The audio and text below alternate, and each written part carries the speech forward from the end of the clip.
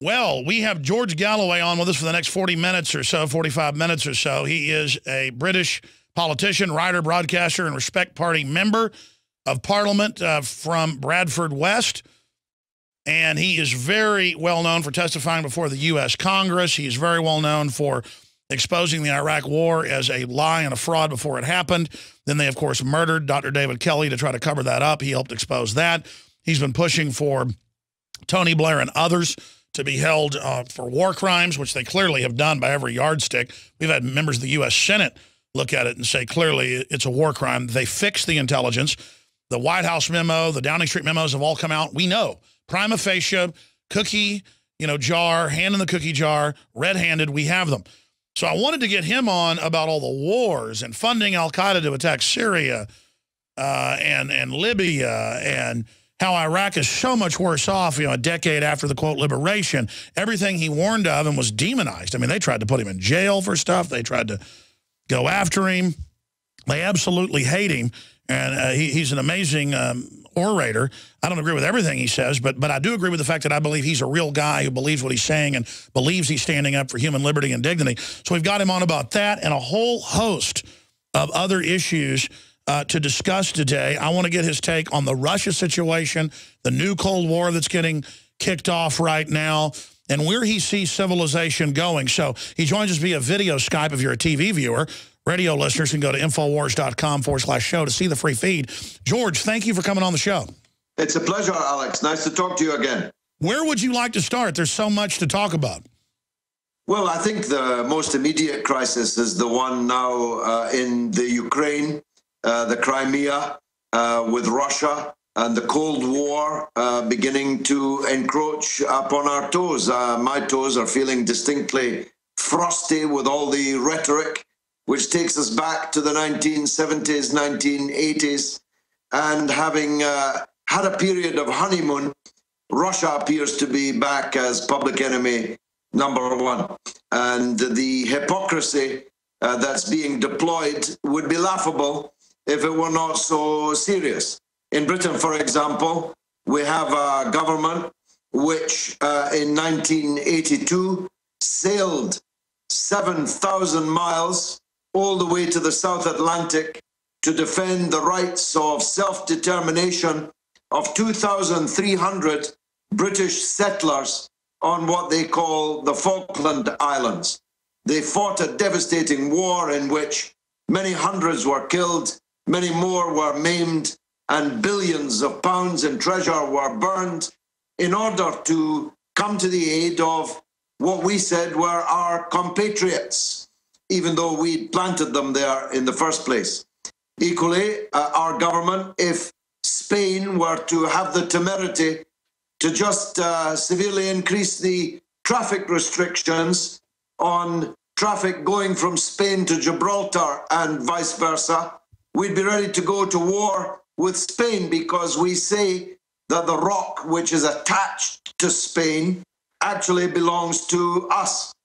And yet the same government warns Russia of condign punishments to come because they intervened to safeguard their vital national interests, and millions of their compatriots, Russian nationals, Russian speakers, whose lives and property were very obviously at risk from a Western-sponsored and paid for and logistically armed in every way coup d'etat in the neighboring country of Ukraine. I could go on, but I just will give one more example of the hypocrisy, or perhaps two. The Kosovo, which is a part of Serbia, declared itself unilaterally to be an independent state, and 110 countries in the world have recognized it, recognized this self-declared independence. And guess what? Both my country and yours are amongst the 110 countries that have recognized. And look at South Sudan. Exactly. Look at South Sudan. Just one more.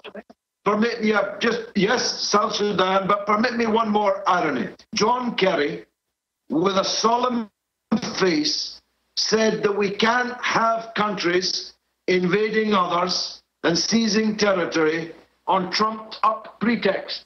And he didn't even have the grace to laugh. When just 11 years ago, exactly yesterday, Britain and the United States, in their shock and awe invasion and attack on Iraq, began a process which has murdered 1 million souls, destroyed Iraq, shattered it into pieces, and sent cascading around the world Islamist, fundamentalist, fanatic extremism all over the globe, all in the name of Britain and America arrogating to themselves the right to do whatever they please, irrespective of the United Nations or of anything called international law. You couldn't make it up, Alex. Incredible the way George Galloway puts it. Total veritas. I agree with you 100%. And Ron Paul on the libertarian right came out and wrote articles and said exactly what you just said, almost word for word, because it is just the truth. Neither one of you is plagiarizing the other. It's just the truth. And they are calling him basically a KGB agent. They are demonizing me for it. We just lost his Skype. We're going to get him back up. It is insane to sit here and watch this. And you talk about radical Islam cascading around the world. What is the larger plan? That's what I want to ask George Galloway, again, a member of the Respect Party from Bradford West in the United Kingdom. And we're going to be talking about some about that party as well today. Again, folks, a new Cold War being launched right now, a new Cold War being expanded, and George just basically broke down the hypocrisy of 11 years later, what has happened with Iraq. And if his Skype's not working, guys, just go to telephone, back up. We're going to telephone right now. Good. All right. It was bad Skype anyways, but it was good to be able to see him, even though it looked like we were looking at him through a fog. And that's the beauty of Skype and these technologies that are not yet perfected, but it still is amazing to be able to talk to anybody we want across the world. And it is the hypocrisy of people like John Kerry that is so staggeringly ridiculous, you think it's Dr. Strangelove satire. To have him saying you can't just go around, you know, invading countries when the Russians are grabbing a small area that's pretty much always been part of Russia to secure their pipelines. Now, sir, continuing, you were getting into Iraq and the cascading radical Islam. Is there a method to the madness in Syria, in Libya? Because, I mean, this looks like something the devil would do just to try to wreck any stability. What's the game plan? Well, I wish I knew. I shared a lift with William Hague, the British foreign minister, just a week or two ago. And I said to him, William, you've been wrong all of your life, but I've never known you to be actually insane. Yet the policy you're following in Syria is literally insane. You have inflated, financed, and armed Al-Qaeda in Syria on the principle that your enemy's enemy was your friend. Yet now you tell us that returning fanatics coming back from Syria, now that they're losing the war, are Britain's #1 security concern. So you've made more dangerous the very people that you say are our #1 national security threat. This has to be defined as insanity, doesn't it? It is, and I've been following politics for decades, but never have seen something this surreal. Again, George Galloway, member of UK Parliament, one of the most outspoken people in Europe, not just England, against all these wars, proven absolutely right about Iraq in spades. Where is it going as the open mental illness, the fascist mental illness, just explodes and metastasizes? Well, it is metastasizing. That's a very good image to conjure up. And it is a cancer that has spread all over the world. And I said this to Tony Blair, man to man, outside the gentleman's lavatory, to be precise, in the library corridor of the House of Commons, just a few days before he and George Bush invaded Iraq. I told him, I think 4 or 5 things. Number one, there is no Al-Qaeda in Iraq. But if you invade it, there will be hundreds of thousands of Al-Qaeda in Iraq. Number two, the fall of Baghdad will not be the beginning of the end, but merely the end of the beginning. Number three, the Iraqis will not welcome you with flowers. They will welcome you with hot lead and fire. And number four, to believe that Iraqis would welcome a foreign invasion of their country means that you think they love their country less than we love ours. Because nobody in Britain or the United States would dream of welcoming a foreign invader and occupier to their country. And lastly, I said that though there is no Al-Qaeda in Iraq, if you invade, Al-Qaeda will be everywhere. It will spread everywhere, like a cancer, metastasizing, as you say, all over the globe, because you will fanaticize, radicalize, extremize millions and millions of Muslims who can see the grotesque double standard that you are practicing. Your best friends in the region are the worst dictators in the region. You are supporting those tyrants, giving them money and weapons where they need them, and you're supporting Israel, which has for more than 60 years wiped off the map the country that used to be called Palestine and scattered their millions of people all over the globe.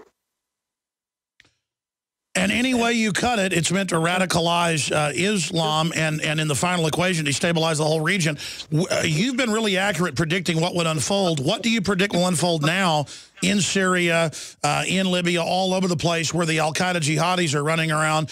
And now, as you mentioned, your government, other governments are saying, brace for Al-Qaeda to attack with surface-to-air missiles that they got in Benghazi. And there's no discussion of why were they given this. I mean, clearly they're helping create the threat to then set up a police state continent-wide, UK-wide, US-wide. Looks to me like they want to use this Al-Qaeda threat that they're funding and supporting to take our liberties.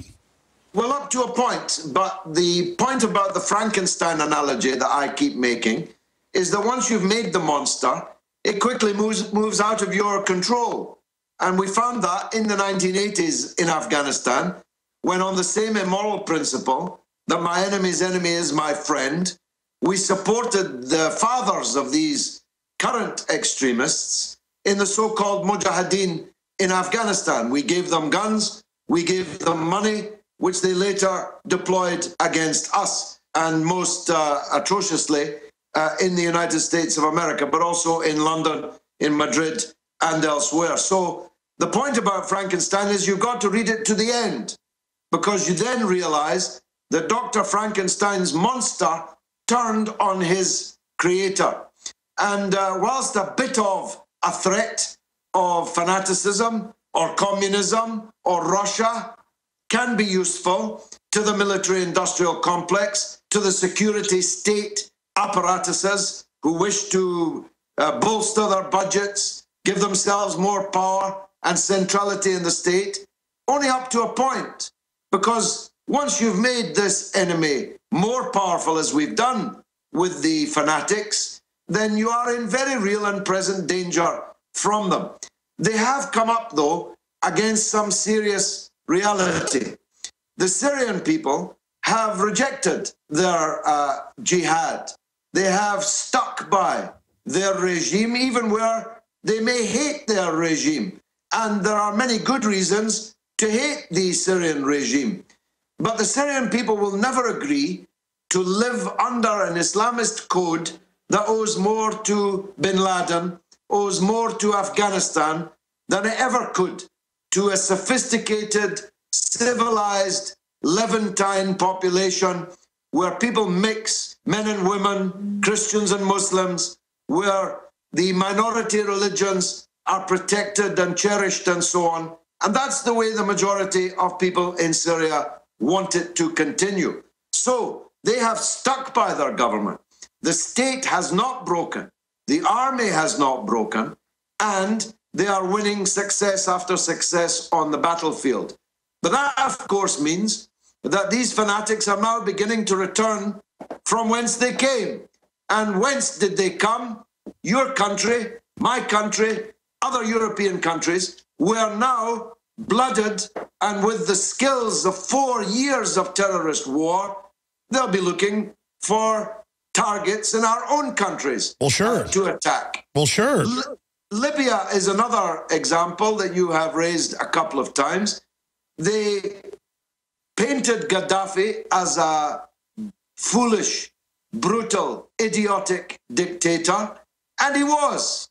But they have managed, with an act of genius, to make Libya worse under their so-called liberators. And they admit that. Than it was under Gaddafi. Just like Iraq. They're all murdering each other in large numbers. They're kidnapping the prime minister, forcing him from office, murdering the American ambassador in Benghazi, killing each other, killing anyone that they can get their hands on. And now there's not one Libya, but 3. Soon there'll be 33. What is wrong with these al-Qaeda people? I mean, why are they just so insane and nasty? Well, al-Qaeda's mentality is rooted in and based on the narrowest possible, most sectarian interpretation of Islam that is possible to imagine. And anybody who doesn't share this dogmatic, tiny, narrow interpretation of Islam is an apostate who must be killed. That's just other Muslims, by the way. Never mind when it comes to Christians or Jews or non-believers. All of them have to go. And so this narrow interpretation of Islam is supported in only one place on the earth. Saudi Arabia. And that's Saudi Arabia. And guess what?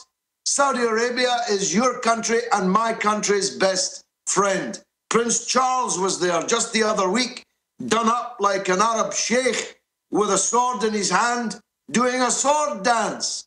The very kind of sword that's cutting off people's heads, Christian clerics included, in Syria, bishops included in Syria, having already stampeded virtually all of the Christians in Iraq out of their country for fear of their lives. That's right. So it's one of the great puzzles of all time, how your country could be back in bed with Al-Qaeda after everything that's happened over the last decade. It is incredible. It's so insane, George Galloway, that I can't even believe it. No, it's very hard to believe. But the blood and treasure of young American servicemen and women and British servicemen and women and your taxpayers and mine have been expended in the trillions of dollars in the name of fighting Al-Qaeda when we are now arming and funding Al-Qaeda in Syria. As I say, you couldn't make that up. In fact, I'm somewhat of a history buff. I can't think of really a lot of examples, or really any historically, except for 1984, and that's fiction, where you're always at war with East Asia, and the next day you're never at war with East Asia. It is that crazy. So looking forward, because you made a lot of accurate predictions, I've read your writings, watched you when you're in Parliament. I mean, it's always informative. Where do you see this going, and will the political class pay any price on the left and the right for the war crimes that have been committed here, and now the new war crimes of turning Al-Qaeda loose? I know you're working towards punishing those war crimes with a lot of courage. Break that down. Well, I'm now making a movie called The Killing of Tony Blair. It's not a snuff movie. It doesn't involve me killing Tony Blair, though that would probably be quite a popular movie. It's about the killings of Tony Blair, the killings carried out by Tony Blair, and the financial killing that he is making as a result of the other killings that he had been doing. And so I hope that we'll get him sacked as the Middle East peace envoy, the most grotesque appointment since Caligula appointed his horse as a proconsul of Rome. I hope that it will stop companies from hiring him. He's made more than £75 million, so $100 million since leaving office, working for the tyrants and the companies that he so handsomely profited and benefited when he was in office. And I'm about to start making a movie to try and punish the American political class. It's called Where's Kenny Boy? It fastens on the criminal Kenneth Lay, who may or may not have died of a heart attack just before being sentenced for his crimes in the collapse of Enron, and may or may not be living on a 100,000-acre ranch owned by George Bush in Paraguay, cheek by jowl with the biggest American base in the region, just so people who want to look over the fence might be discouraged from doing so. Oh, absolutely. Okay, George, stay there. We're going to come back from break, and we'll talk about the film, because I followed this, and I'm glad you're making it, and I hope folks will support it, because clearly he staged his death 2 days before sentencing and has been seen down there at the Bush Ranch. I mean, they sheep-dipped him, folks. They stage deaths all the time. George Galloway's our guest. Stay with us. I've been ranting here. I want to give you the floor. Tell us about the film. You're a serious guy. Basically, everything you said about Iraq came true, more than anybody, even more than Ron Paul or myself. What you said came true like it was, you know, prophetic. So you're a serious guy. If you think Ken Lay's really still alive, we're investigating it. I think he is. The evidence is there. Tell us about your film, your crowdsourcing, and then let's move forward to the big picture, what else is happening in the world and where you see us going. Thank you, Alex. There's no evidence that he's dead. And all the circumstantial evidence is that he's still alive, and he cheated the American justice system and allowed his family to remain in control and ownership of his millions, his estates, and so on, by mysteriously dying of a heart attack in Colorado just 3 days before being sentenced for then one of the biggest frauds in corporate history. It prefigured the crash of 2008, and indeed Kenneth Lay prefigures the kind of villains that walked across the stage during the crash of 2008. Kenneth Lay was George W. Bush. He was the sponsor, primary sponsor of the political class, not just in the Republican Party, but in the Democratic Party too. And when Bush flew down to Florida to fight the recount, which made him president in the first place, he flew down in an Enron jet covered in Enron insignia. And then quickly Enron collapsed, billions of dollars were lost. He was convicted of a massive fraud 3 days before sentencing, and thus his family able to retain his millions. He was given permission to go to Colorado, where he died in the night of a heart attack, and then was promptly cremated. And nobody from the federal government, nobody from the FBI, nobody from the Justice Department actually saw his dead body before it was supposedly burned. And at his funeral, the entire American political class turned out to pay their respects to a man who had just been convicted of a gigantic super fraud of billions of dollars. Both the Bushes were there, but President Clinton was also there. President Carter was also there. What were they even doing at the funeral of a convicted criminal in this way? And of course, he went up in smoke. Or did he? Because conveniently at the same time, 100,000-acre ranch. Now, I know you're in Texas and everything's bigger in Texas, but for me, the idea that Bush owns a 100,000-acre ranch, that he bought it right next door to the American military base, and that you risk being shot for looking over the fence to see if you can spot Kenneth Lay, is all deeply suspicious. So I'm going to go to Paraguay. I'm going to insist on looking over That's that a great fence. movie idea that you and Max Kaiser have. That is Max came up with the idea, and him and I are working on it now, and we're seeking crowdfunding for it on Max's crowdfunding platform, which is called Start Join. And the movie's called Where's Kenny Boy? Because that was George W. Bush's famous cry. Whenever he needed anything, especially the green folding stuff, it was a case of, where's Kenny Boy? Well, I'm asking, where's Kenny Boy? And I'm an elected British Member of Parliament, 27 years elected to the Parliament, 6 times elected. Let's see if they shoot me walking up the drive of the 100,000-acre ranch. Kenneth Lee, if you're out there, I'm coming to get you.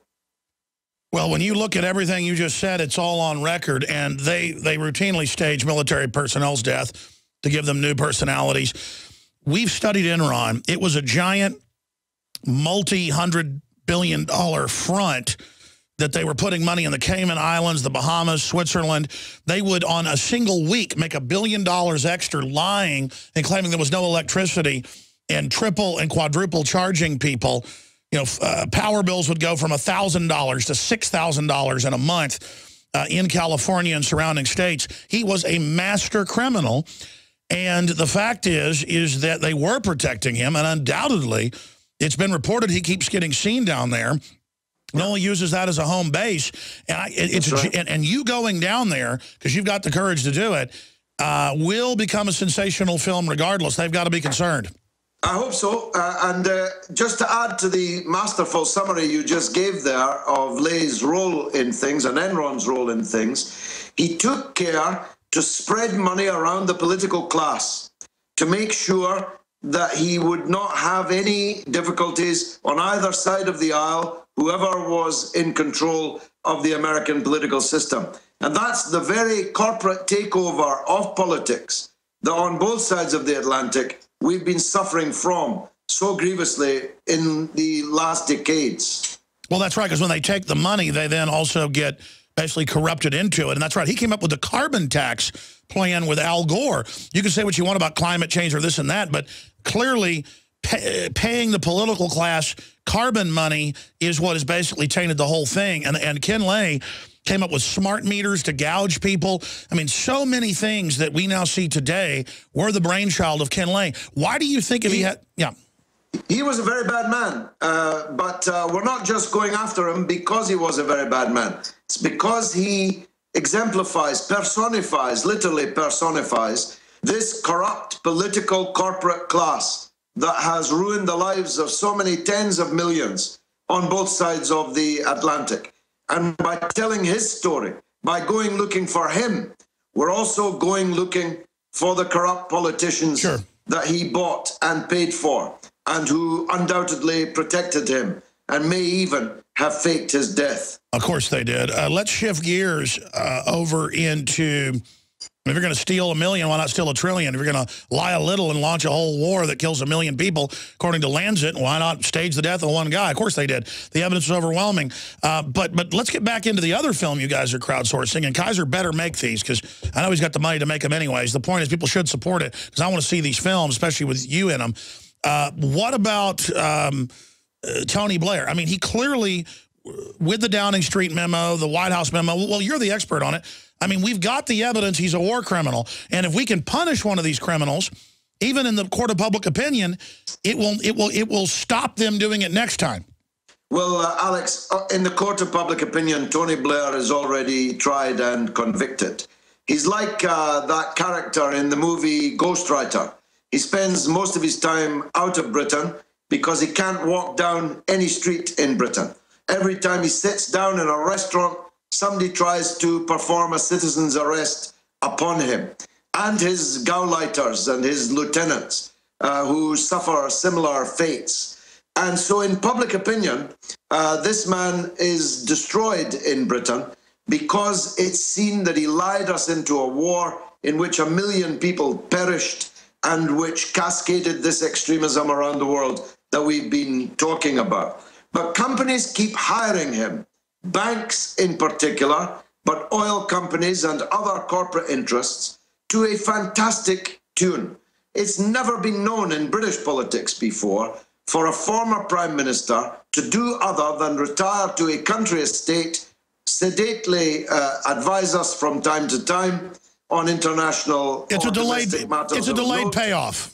Yeah, but now we've got a situation where the new class of politicians are being told, if you play ball with the right interests, they'll look after you after your term of office is over.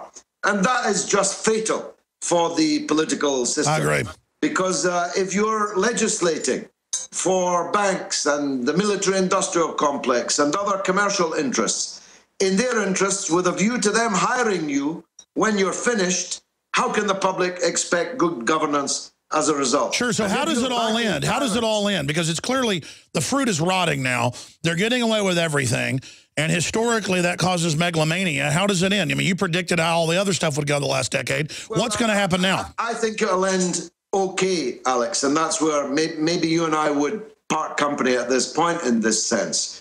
Because I believe that the fruit is rotting, it's falling off the trees, in the sense that people have absolutely no faith in the political class which governs them. And they're right not to do so. Oh, no, I agree with you. But I agree with you. That does not yet have a form, a physical form of an alternative power, at least not in your country or mine. In many other parts of Europe, for example, an anti-political class is beginning to germinate, to continue your metaphor, and is bearing new fruit. Some of it I like, some of it I don't like, but it's all new power coming through because people have entirely lost faith in the old ways. And the old ways are no longer able to govern as they were. Otherwise, we'd now be at war with Syria and Iran and with Russia and China on the other side of that war. In the British Parliament, we stopped dead the juggernaut of war, which was about to take off and begin bombing Syria.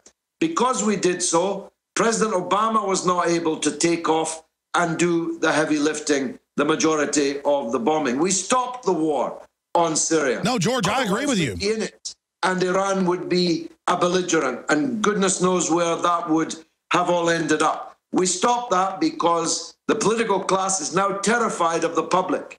In Britain, the politicians know that the public hate them, regard them as thieves who fill their own pockets with the public's money, sure, and legislate for corporate interests, for vested interests, rather than in the interests of the people.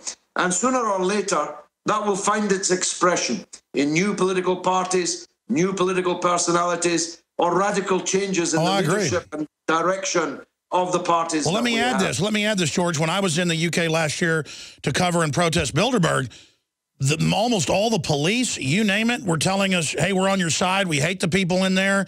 We know this is going on. We know there's a shadow government.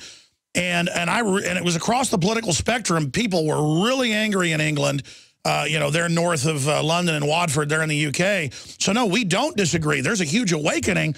But the political class is militarizing and racing to authoritarianism and having the NSA and, your NSA spy on Parliament, spy on the Senate, to the point of, I mean, the battle's being joined is what I'm saying. No, I agree with that. I'm just, I think, a little more confident than you. Perhaps I'm not. Forgive me if I'm wrong, that we will prevail. I don't believe we will go to authoritarianism. Fascism is not possible in the United States or the United Kingdom. I don't think the people would tolerate it. But that's not a fruit that falls off the tree. You have to shake the tree to make sure that people avoid that perilous fate. On that, definitely, we would agree. All that's required for the triumph of evil is that good men and women do nothing. That's right. And we've got to make sure, and you're busy on that, so am I, we've got to make sure that the people do what's necessary to do to stop that fate. Well, I want to get you back as soon as you go down there to try to cover his ranch and give us coverage. And GeorgeGalloway.com, respectparty.org. I really appreciate you spending time with us, and you've really went up against a lot. They tried to destroy you when you exposed the Iraq War, and we all admire courage. So thank you so much for your time, George Galloway. Thank you, Alex. It's been a pleasure. Thank you, sir.